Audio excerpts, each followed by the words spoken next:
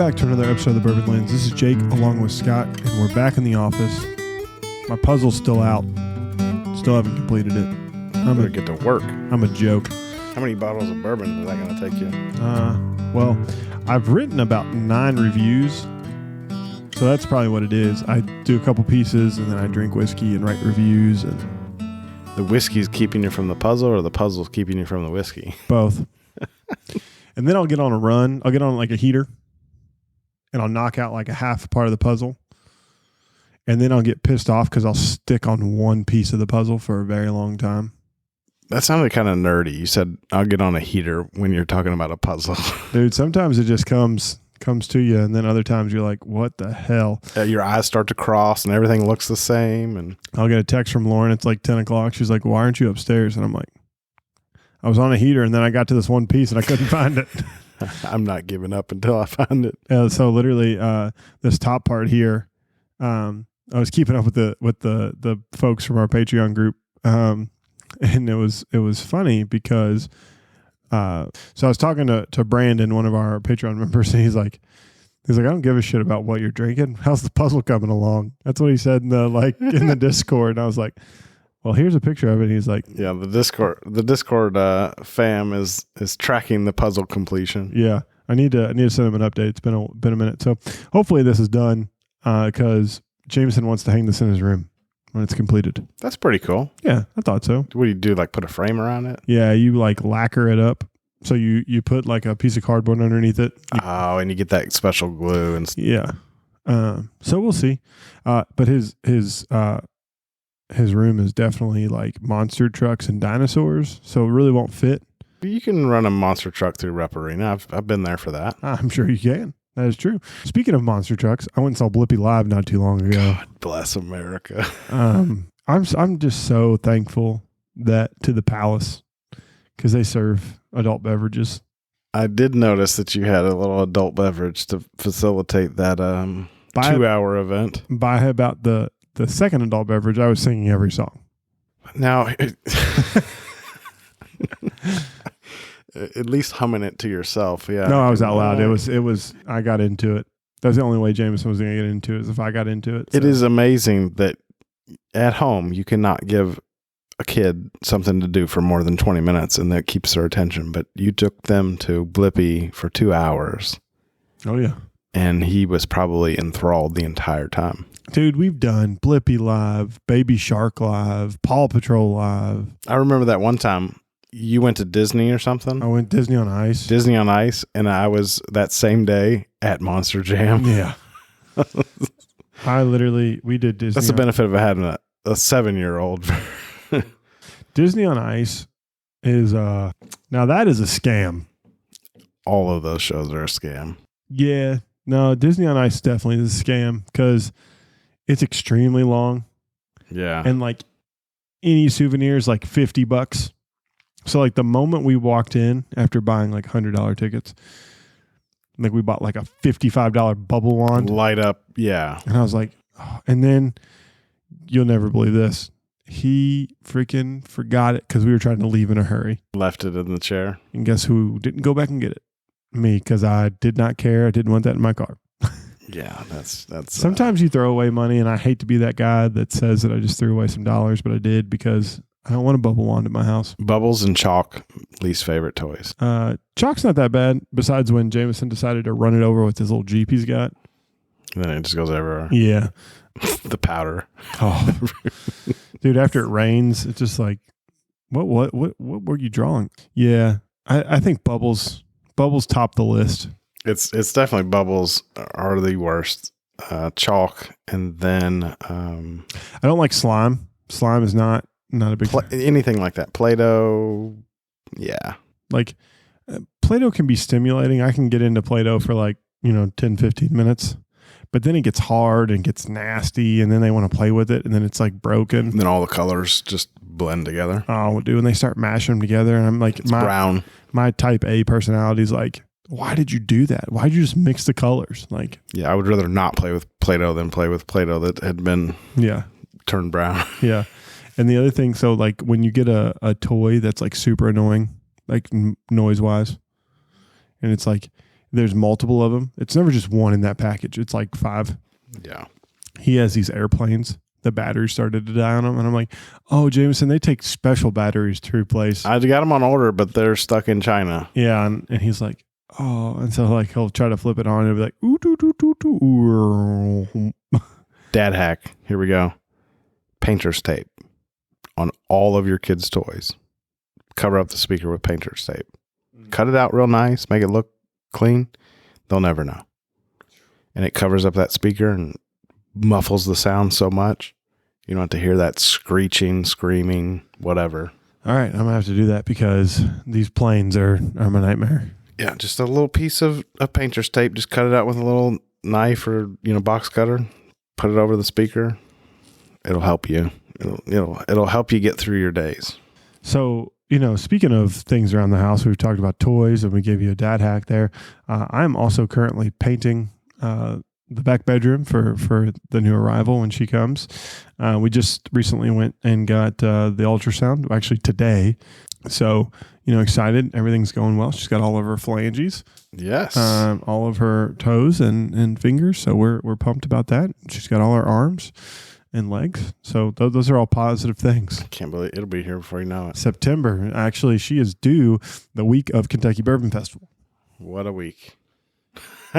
Come early, Penelope. Yeah. Come early.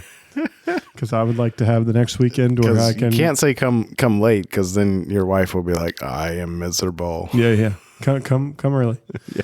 I'm really hoping she like shows up like Labor Day weekend. That'd be kind of cool. That'd be ideal. Yeah, it'd be kind of cool. Because that way we could actually take a trip for her birthday. Liam was due on the 4th of July. I was like, how cool would the birthday would that have been? Every birthday you get fireworks? And you granted Courtney independence. You're right. With kids, there is no independence anymore. You granted her independence from that tumor on her body for 9 months. That's true.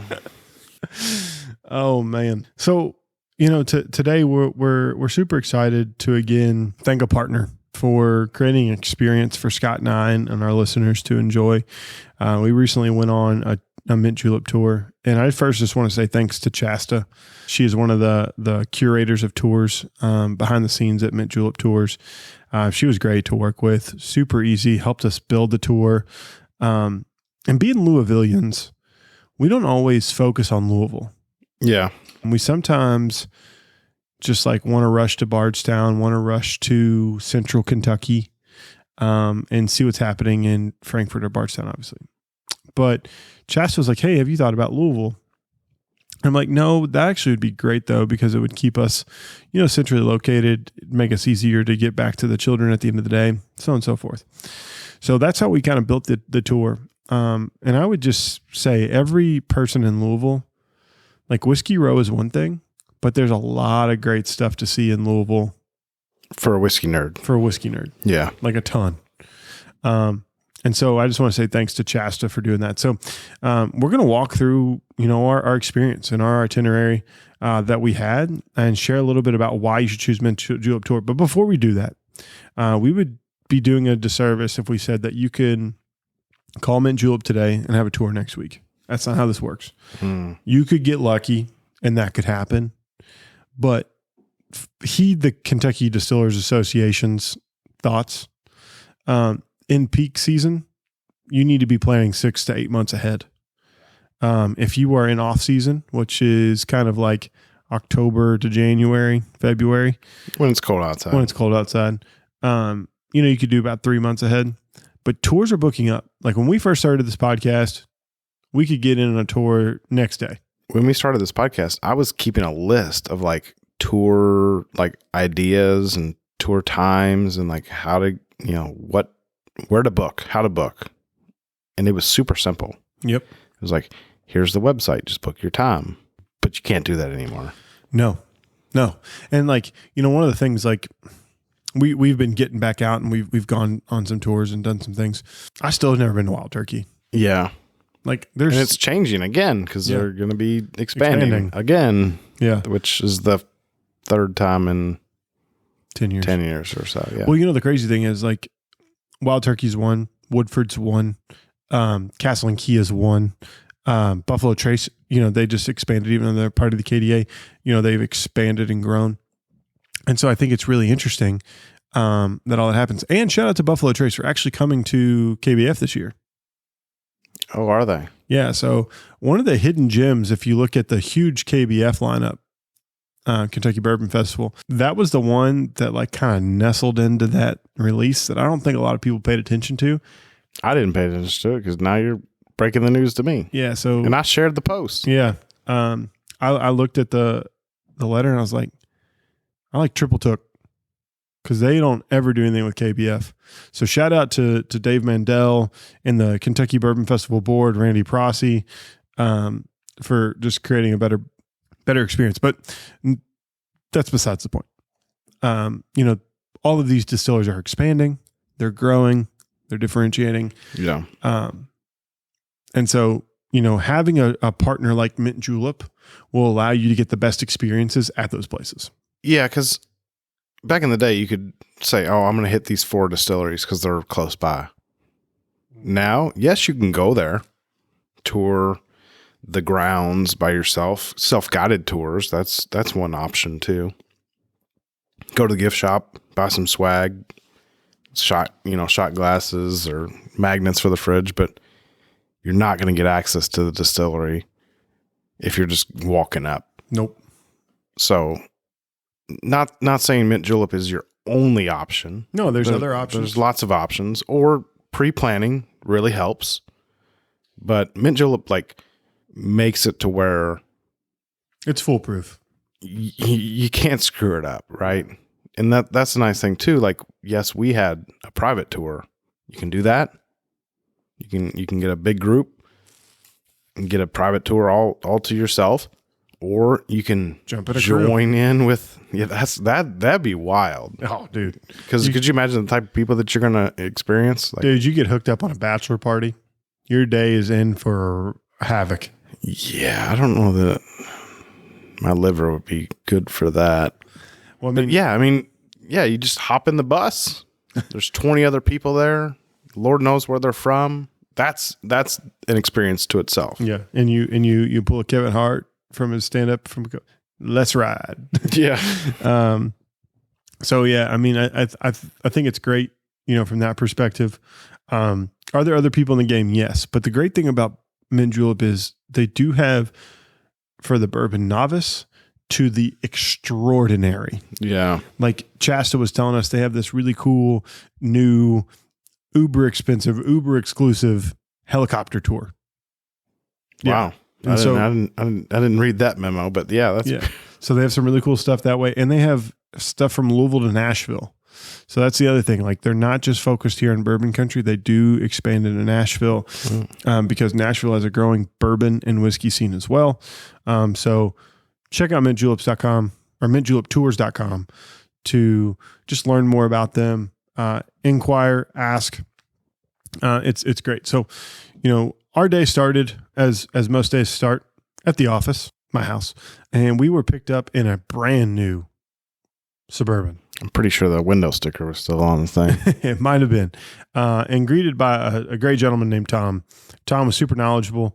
And, he was like, so what do y'all think about today? And I was like, he's like, have you been here? Have you done this? And I was like, no, we haven't, but we are in the whiskey industry. He's like, for you to be in the whiskey industry and then come out and do these things, that's pretty cool. So, shout out to Tom. He was great. He kept us on time. He was punctual. And he, most importantly, he had water. Yeah. Nice. Yeah. The cooler of water throughout the day was nice. But it was just nice. You just show up. Yep. And I'm imagining if you show up in a group tour, because that's probably what most listeners are probably going to do. They're going to join into a group tour. You're going to go to a central location, hop on the bus. Tom or somebody like him is going to, welcome you in, say, this is how the tours, or this is how the day is going to progress.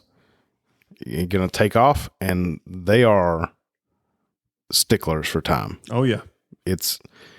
You're leaving here at 9:05. You will be arriving at 9:25. You will be walking through the door at the first location at 9:30. So that's if you like a regimented, no fuss, no frills, you don't have to worry about anything. That's a nice part. Sign me up. That is my type A personality to a T. Yeah, because the last thing you want to do is miss a tour. Checking your watch. You're like, oh shit, we got to go. Especially if you're the expert of the group, maybe you're having your friends or family on the tour. And Bob, your uncle, had one too many beverages. Yeah, you're like, come on, get in the car. Yeah. No. So Tom kept us punctual. We also had your wife join us for the day. Courtney gives a rat's ass about whiskey. She likes to drink bourbon with Coke and ginger beer and ginger ale, things like that. But yes, she supports my habit. She does, but she could give a rat's ass about it herself. So she brought some Trulies or something. She brought some high noons. Some high noons. Yeah, we had nooners at tenner. Yeah, we had nooners at 10. So that kicked off the day, which was nice. It did, and you also brought Woodford Double Oak, which was fitting for our first stop. Correct. As we drive down 264, and nestled back there sits this thing called Brown-Forman Cooperage. Mm-hmm. And one of the things that we've been lucky enough to do is we've toured Kelvin. This was unlike anything I've ever seen before. Yeah, we've been to a cooperage, but this was over the top. Yeah. So we were joined. Who led our tour there? Tyler was our kind of our tour guide, and he gave us kind of the down low on Brown-Forman, the necessity of this cooperage for those that don't know. Yes, Woodford's in the portfolio. Yes, Old Forester's in the portfolio, but Jack Daniel's, the world's largest whiskey brand, is in the portfolio. And so Brown-Forman Cooperage, I knew where it was, never been there. It's in it looks like a historic building. It's been there forever.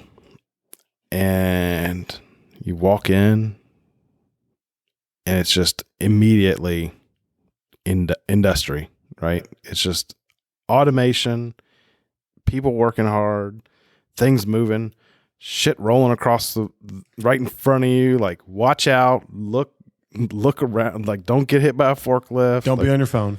This is not the tour where you end the day. Yes. This is definitely the tour where you start the day. This is not a glamour shots.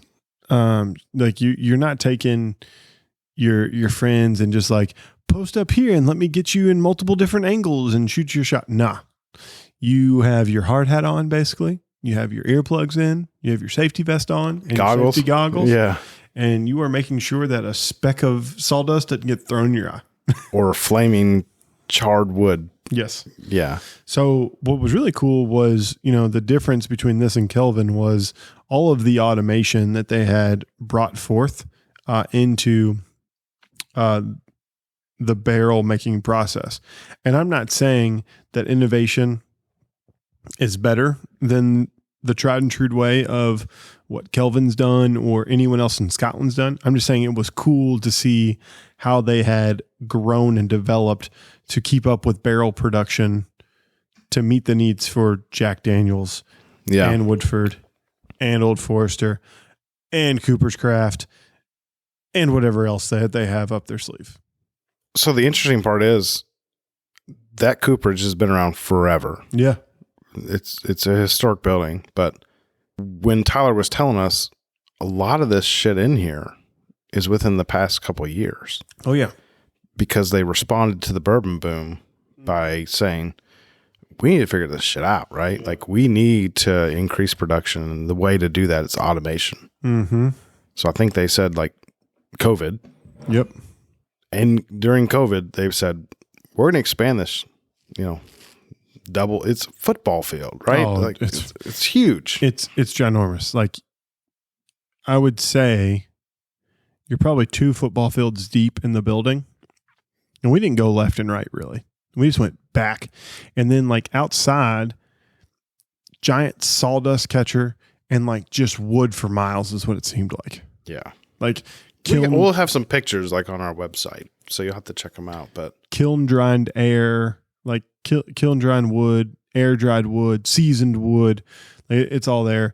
But again, you know, you get to the piece de resistance, you get to see where the wood gets banded together, and then ultimately everyone's favorite. And yes, I did sound effects there. That's fire. Because it was really cool. We took pictures. Again, you'll see it. But it was pretty sweet. And we were there for like, what, an hour? I'd say an hour. Yeah. I mean, it was a great tour. Like, it's a perfect way to start because, like, you realize, like, how cool a cooperage is. And then you, like, hear the stories of, like, Cooper's Craft and how they do, like, unique things with, like, the spiralatizing of barrels. Yeah, special cuts through the barrel. Special cuts, yeah. Yeah. And what they're doing there. I think it's super unique. And then it's like, you learn this really fun fact on the tour, and I'm going to spoil this, but the fun fact is, like, the number 2 producing thing for Brown-Forman is the reselling of their barrels. Like, it's Jack Daniel's 1 reselling their barrels 2. Yeah. Like, that was the crazy thing to me. Shipping barrels over to the Caribbean or Scotland or anywhere wherever in the world. Yeah. Yeah, I mean, it's like, I think it's like 1 in every 3 barrels worldwide is Jack Daniel's. I could see how that, yeah. Like, and I could be off on that, but like when I was in Barbados, they threw out some stat, like maybe it was in Barbados, like 1 in 3 barrels is Jack Daniel's. Yeah, and that's all. There's a lot of rum being produced there. So we enjoyed that. The tour was great. If you've not done it, do it. It's not meant for a tour, so you have to be kind of ready to kind of roll up your sleeves to do that. We get back in the car and we head down to Lively Shively, which is the home of the iconic Pappy Van Winkle, Stitzel-Weller. And so we show up there, and it's on a Monday. It's closed. Yeah. Exclusive access. You see the big old Fitzgerald, like, smoke tower, like, right as you come in. And, like, it just felt like you just got thrown back in time. And when you pull in through the gates and drive up the driveway, you know, past the security gate, it literally feels like you've gone back 50, 60 years. Yeah. Just feels like it hadn't been touched. So we go into the gift shop, and as I always do in a gift shop, scout out what kind of shirts I want. And we're greeted by maybe one of the best tour guides I've ever had. He was just so knowledgeable. Scott's got the name. I'm drawing a blank. I think it's Rick. Yeah. Yeah.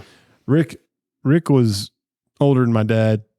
He was in his 70s and just knew a crap ton about bourbon. Yeah, just the history of the whole place. Yeah.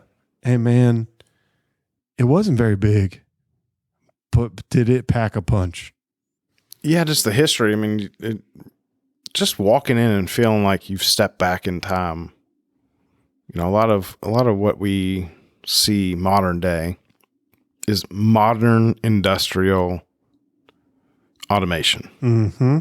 Right now, I know we didn't get to see all the historic operations of the distillery, but they do model a lot of that. Mm-hmm. You know, it's not an operating distillery. It's basically an aging facility right now.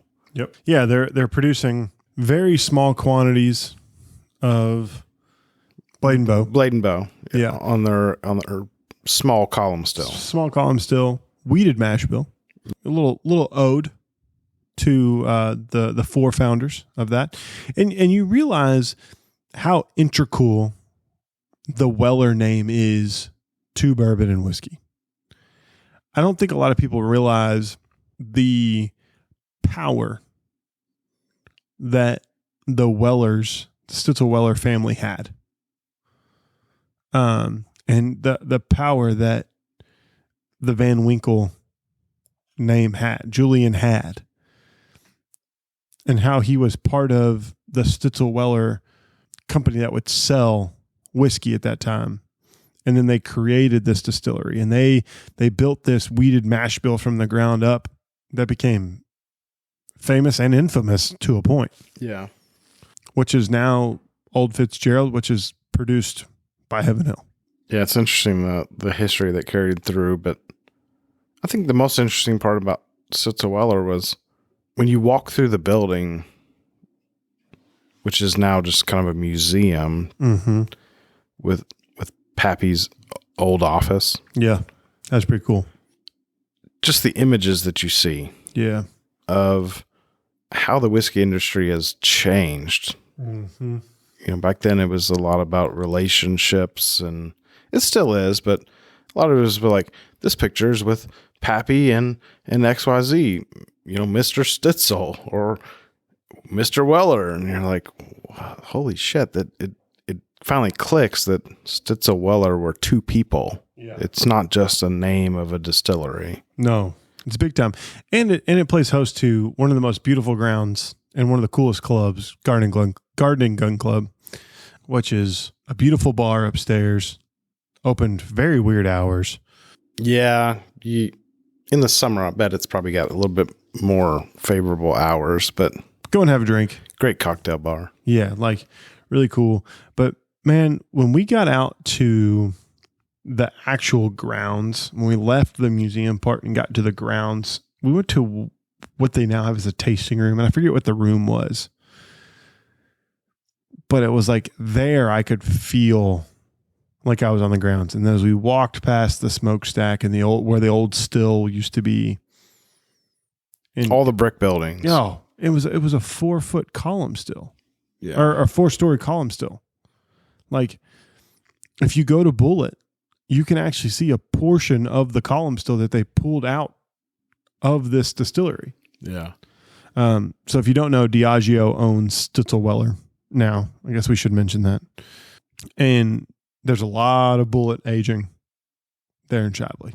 And so it's a really cool still. It's a great way to look back in history. And then you get a really nice flight of whiskey to try. And if you're lucky enough, if you're there early enough, and if you ask and you got enough money, and if you have about four decimal points, you can get there.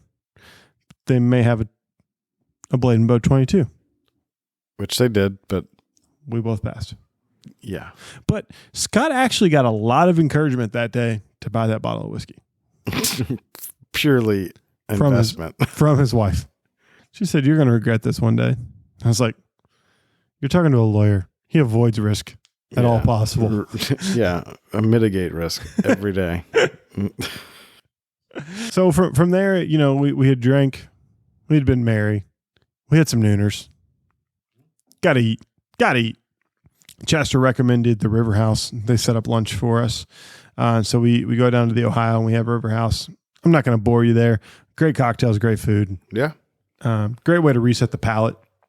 And from there, we'd head out to Oldham County and go to Kentucky Artisan. Which I've passed a million freaking times driving to Cincinnati. I've thought about going in that thing, like you said, a million times. And just never done it. Here's the deal. If you pass that, just stop off. Yeah. It's like, as soon as you pull in there, it's like family farm. Come on in. Mm-hmm. So. And it's right near Yuledale Gardens, which is beautiful. And it's also right near Third Tarn Brewery Botanical Gardens as well. So you can do a lot of local fun things there. So we go there. Obviously, the highlight's going to be Jefferson's. They do a lot of stuff there. Trey Zoller and the team have been really kind of founding fathers of Artisan Distillery, but they're doing a lot of other stuff. They're actually making their own whiskey. Yeah. Which we get to try. But it's cool because they do a lot of bottling. They had the new Kentucky Colonel bottle was sitting there with like 50-year-old Kentucky Legends with like 78 Legends. Is that who? Yeah, it was like Goose Givens. Was when they won the national. You have to look at your 78's when they won the national championship. I don't have to look. I know. There you go. 78. I'm a good Kentucky fan. So they're a bottling company too. Yeah, but they're a bottling company. They're a whiskey making company, and they're a brand storytelling company. Yeah. Jefferson's is obviously the most popular. that's there. But they've built out. They've got a column still. They're making their own whiskey, and we got to try it right out of the still. I think that was the coolest part, like in talking to Courtney after the tour was over. So like somebody that's outside looking in, that was like a hidden gem. Mm-hmm. Like walking in there, and it was just like, hey, we're working, but come on in. Like, we'll show you around. Like, this is how you make whiskey. This is where we bottle whiskey. This is the still. This is the mash. Like, they were mashing right then. They were fermenting. I think it was a wheated mash bill or something. I don't know. I was too busy worried about weighing myself. Oh, on the massive scale. But I did. Like Courtney mentioned, like that was a cool part. Like, because that's the stuff you don't really get on a large scale distillery tour. And it was also really cool because they had like every Jefferson's known to earth. So the tasting was epic. That's true too. The tasting was absolutely phenomenal. And got to really enjoy just drinking different stuff. Twin Oak, I thought was super nice. Jefferson Ocean's rye whiskey, was really good. I think it stood out. We got to try that actually last year before Bourbon and Beyond. I thought it was one of the top ryes I drank last year. And so, it's been cool to learn more about Jefferson's. We've interviewed Trey before, but it was interesting hearing their perspective of Jefferson's versus the story we've heard from Trey. Yeah, because Kentucky Artisan Distillery is a piece of Jefferson's story. Mm-hmm. But Kentucky Artisan has its own story too. So yeah, I thought that was an interesting dynamic of how they see the brand. But the tasting was incredible. It was. So, I mean, I know we're not spending a ton of time there, but Jefferson's was great. And one of the other things is, as we left Jefferson's, you have the option, you can call the tour there or you can go have a nightcap. One of my favorite places to go to, just got to give them a shout out. It's Frankfort Avenue Liquors. We went there, had a nightcap. Scott and I had some Dusties. I think we drank the 1998 Maker's Mark. The denim bottle. The denim bottle, which is great. Actually, I have 2 bottles sitting over there. And Stag 13? Yeah. Stag Junior 13? The pours there are just ridiculous. Greatly priced. I thought so too. I think they're one of the best bourbon bars in the city. And we talked to the owner, we talked to the bartender. It was easy going. And then Tom picked us up, dropped us back off at the office, and Bob's your uncle. And that was like what, 4:00? Yeah, 4:30, 5 o'clock. Full day. It was a long day. That was a hard day's work. It was. Oh man, it was so hard that I took PTO. But you know what it was? It allowed me to experience my city in a different way. And I don't think people realize what it can happen in the city outside of Whiskey Row. There's so much to offer, and Mint Julep allowed me to experience that. Yeah, to just be a tourist in your own city was pretty cool. Yeah, and I didn't have to drive anywhere. I literally got picked up. I had to sit there and bullshit with you and Courtney for 12 hours. My wife was pregnant. She couldn't go on the tour, guys. She would have been there. I promise. Yeah. She would have drank Nooners. She would have had a great time. No, I think it was a great opportunity just because I've never done that, right? Every time I've ever done a bourbon tour, it's been, hey, just show up to one location. Yep. That's it. Yep. Right, but it's like kind of a whole umbrella experience. Plus, you get the benefit of not having to figure out how you're getting around. That's 99% of the battle. Which it's typically the wife that ends up driving, the one that doesn't drink the whiskey whenever you're touring. Yeah. Don't drink and drive, clearly. Drink responsibly. And as we just learned on our 4 Branches episode that will come out here for Veterans Day in November, drink honorably. That's true too. So, yeah, I mean, just generally speaking, Mint Julep tours, I think it's a great experience. If you got the means to curate your own tour, do that. They also have lots of tours that are just pre-curated, I guess you could say. Mm-hmm. And it makes it super easy. Yeah. if you're looking at a tour company to do something unique, to bring your bourbon passion to life, Mint Julep Tours is a great way to do it. Well, hey guys, we truly appreciate you all listening to this episode, and we truly appreciate Mint Julep Tours for the opportunity to go and experience Louisville like we never have before. So if you want to know more about making a tour, go over to mintjuleptours.com to engage with them and ask for Shasta. She's awesome. If you want to know more about Bourbon Lens, go over to Bourbon Lens at Instagram, Twitter, and Facebook at Bourbon Lens. Go over to patreon.com/Bourbon Lens and join our community where you can hop on that Discord, like we talked about with Brandon and the puzzle and all that fun stuff, and part of our tasting club. It's a lot of fun. Got a lot of cool things coming up. Last but not least, wherever you get your podcast, make sure you're hitting that subscribe button today. Give us a 5-star review and leave us a comment if you feel so inclined. We truly appreciate it. And until next time, cheers. Cheers.